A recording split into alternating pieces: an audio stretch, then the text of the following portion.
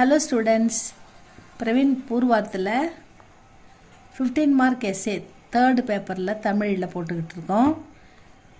Important அதில் திரிகூட ராசப்ப கவிராயர் குற்றால திரிகூட மலையின் சிறப்பை எவ்வாறு வர்ணிக்கிறார் அப்படின்னு கேட்டிருக்காங்க. இது இம்பார்ட்டண்ட். இப்போ 2026க்கு ஃபெப்புக்கு வரப்போகுது.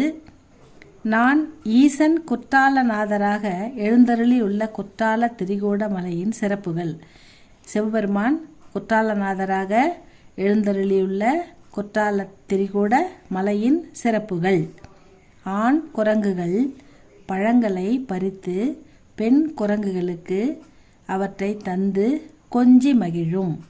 அவைகள் சிந்தும் பழங்களுக்காக சொர்க்கலோகத்து குரங்குகள் கெஞ்சும். வேடர்கள் தம் மலை உயரம் காரணமாக தேவர்களை சைகையாலேயே அழைப்பர். ஏன்னா தேவர்கள் வாழுமிடம் மேலுலகம் வானுலகம்னு சொல்லுவாங்க. ஆனால் இந்த மலை உயரம் அந்த மேலுலகத்தில் வாழும் தேவர்களை கிட்ட வரைக்கும் போகுதான் உயரம்.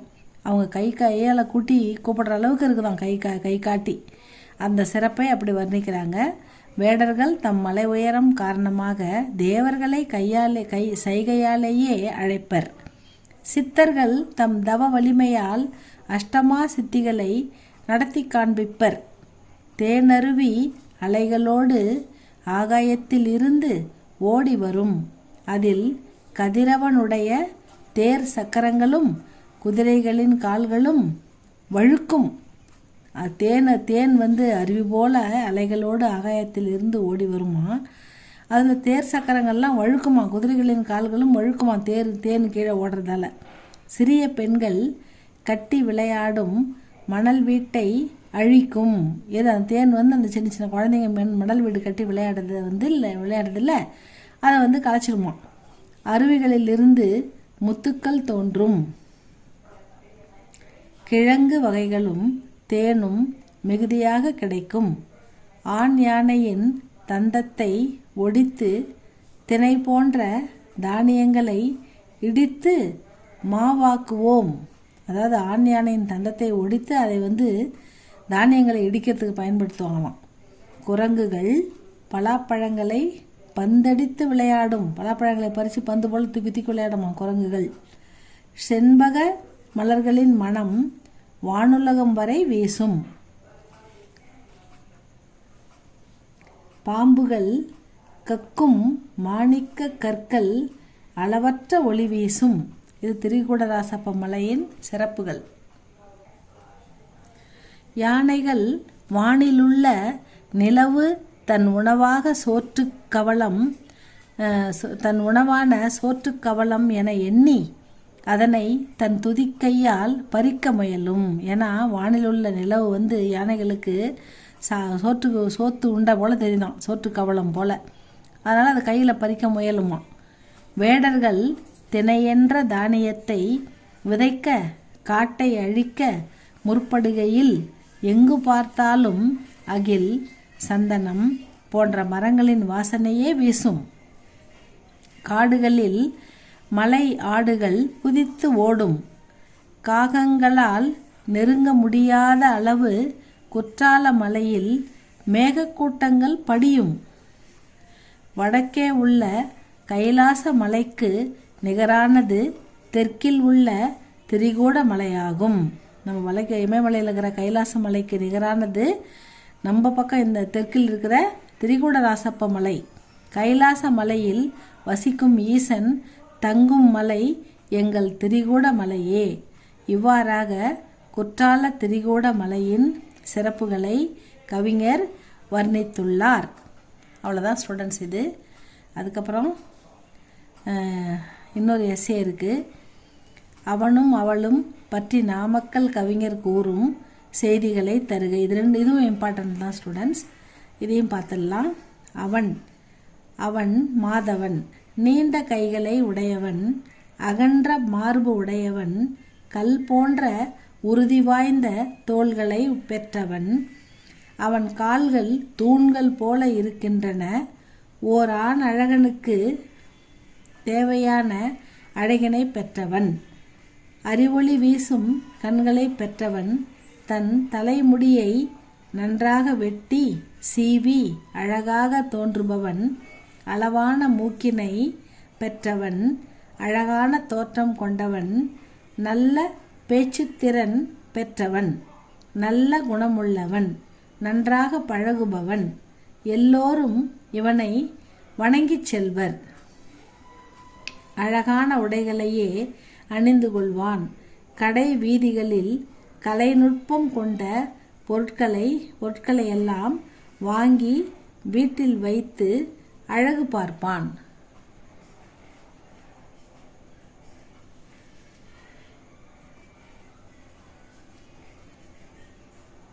இதில் அறிவொளி வீசும் இது வந்துச்சா. இதில் 2வது அழகான உடைகளையே அணிந்து கொள்வான்.